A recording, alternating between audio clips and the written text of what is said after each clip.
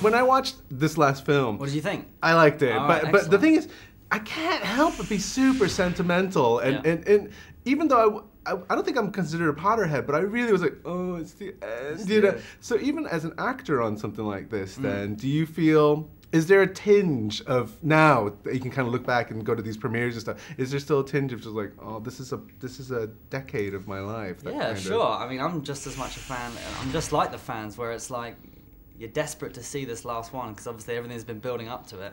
But at the same time, you almost want to leave it for another month and keep pushing it back because you don't want it to be over.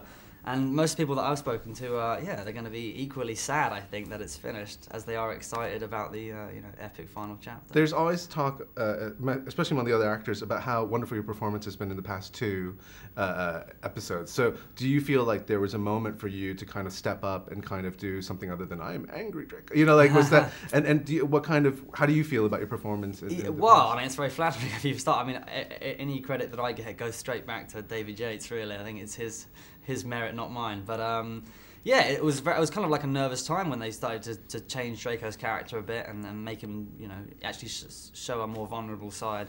I didn't really know whether I was up for the task. But yeah, people have been very nice about the last 2 films, and this is a really continuation of that. We see his, hopefully we see Draco's sort of inner torment and slightly being a conflicted child where he doesn't know whether he's coming or going a little bit. You got to do some awesome scenes with Helena Bonham Carter. So what was that like? And because I don't know what she's like as an actress, so maybe you can kind of describe. Well, the experience. I can sing her praises for hours. Yeah, she's she's very, very charming, very British lady, very much her own person, very unique, and at the same time very calm and approachable, and yet when she goes on camera as Bellatrix, she just goes psycho. She turns into this, super witch. So it's quite scary and yet very entertaining to watch.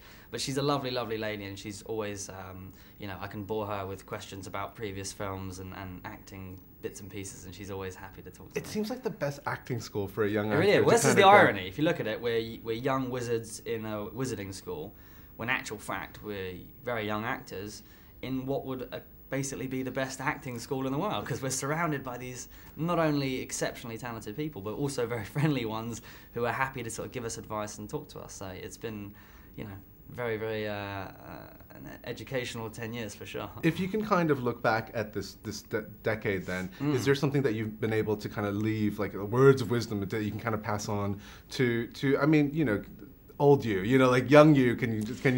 Yeah, someone asked me this yesterday. If I could go back 10 years and say anything to my 11-year-old self, what would it be? And I don't really, only just enjoy it, enjoy every minute, because there were times as a child where you don't really kind of know what you're doing. You just turn up and do it, and you don't always appreciate it. It's only when I got to the latter years of doing it that I've realised you started taking everything in and realizing how much fun it has all been and how lucky you were to be there.